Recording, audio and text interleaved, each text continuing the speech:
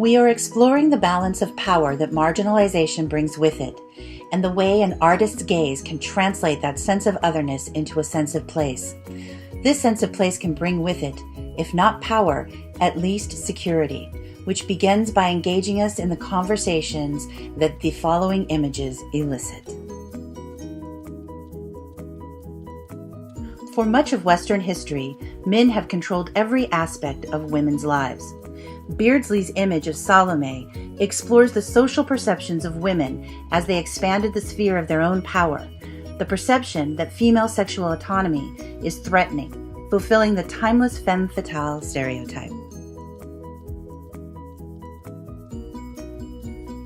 In the same way one might examine an artifact from an exotic culture, Picasso paints prostitutes, a traditionally reviled profession, with a depth and multitude of perspectives that invites the contemplation of personhood. You know, there's going to be this exhibition and so is going to be in it. And that was the name Pollock, and I said, where does he live? And I got an address and went up there. And en route, you didn't even know what apartment he lived in? Well, I got to the top floor, and someone was standing in the hall, and I asked, and they pointed to a door, and I knocked at the door. And who was the someone in the hall? Jackson's brother. Happened to be in the hallway, and I asked for Jackson Pollock, and he pointed to a door at one end of the hall, and knocked at the door and entered, introduced myself, and that was the beginning of our relationship. As recently as 2008, Krasner was one of only 4 women who've had retrospectives at MoMA, New York. Rarely mentioned without a nod to her heroic gesture painter husband, this woman who seamlessly melded the life of an artist with the life of an artist partner continues to inspire painters and people today. Yoko Ono's most famous work has dealt with the consequences of voyeurism for both the viewer and the viewed, and was criticized for occurring on the coattails of her husband's fame. Cut Piece was staged before she met Lennon and deals directly with the social norm that the objectified must endure in silence.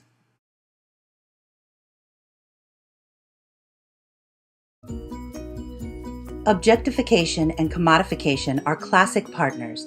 Andy Warhol speaks of this practice eloquently through a pair of lips recognized around the world.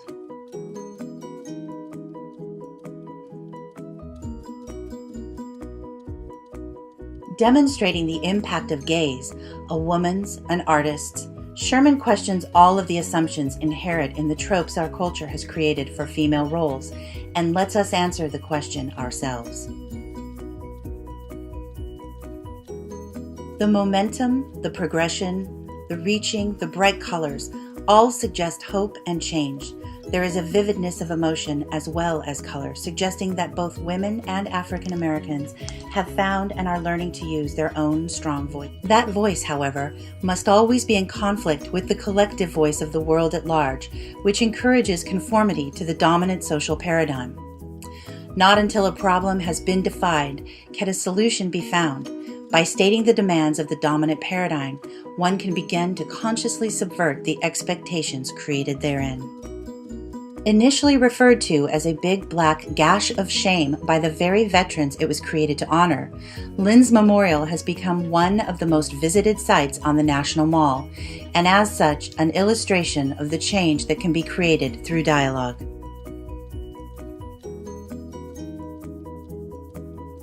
Orlan makes people intensely uncomfortable by using her body as a canvas to comment on the standards and uses of female beauty throughout the centuries.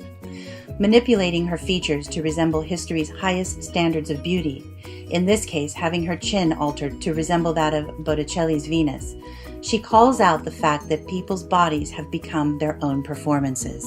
We feel that this is an important series of conversations to engage in, and hope that these images have left you with questions and on the path to forming your own answers.